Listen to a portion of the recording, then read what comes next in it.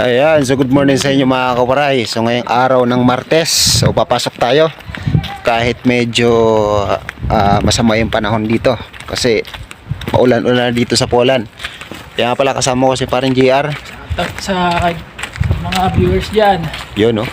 sa Pilipinas, good morning. Yun. So ngayon ay alas 5 dito sa Poland. So lalakad lang kami papunta doon sa may sakayan ng bus. At bukas din magre-renew kami ng aming bus card para panibagong karga na naman. Kasi every month balik kinakargahan yung ano namin, kumbaga niluludan yung card namin para pag sasakay kami ng bus, so kahit may mag-check makikita pa rin na may laman yung aming bus card. Ayan. So shoutout nga pala sa asawa ko na busy ngayon sa aming Unika-Iha.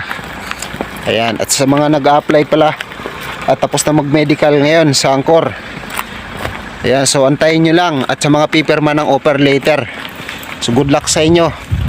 Magantay lang kayo, pinakamatagal na yung 3 months sa pag-aantay ng yung working permit. Ayan, so magtiwala lang kayo sa Angkor. So legit po yan. At ang kagandahan nyan guys, dito naman sa Poland possible makarating kayo dito mga nasa winter season. At tingnan nyo, paumpisa na yung winter siguro. Malamig na yung hangin dito sa Poland. Kaya kailangan, ayan, magdala kayo ng maraming magdala kayo ng maraming kape dyan. Ayan, mga noodles, magdala kayo kasi iba yung noodles nila dito. At saka sa mga mahilig mag-adobo na kagaya namin, magdala rin kayo ng toyo. Kasi iba yung nila dito, iba yung toyo nila dito.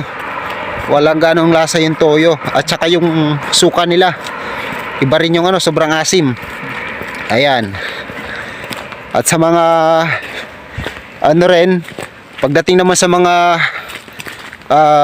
jacket tulad nitong mga suot namin, so kailangan magdala na rin kayo dyan kasi kahit sa ukay-ukay lang.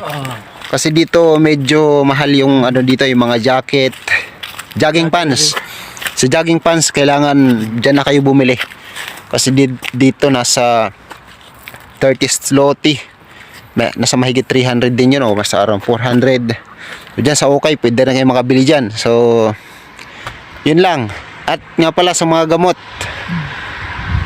rin kayo, magdala rin kayo ng gamot para sa in case na magkasakit kayo, so meron din kayong may inom.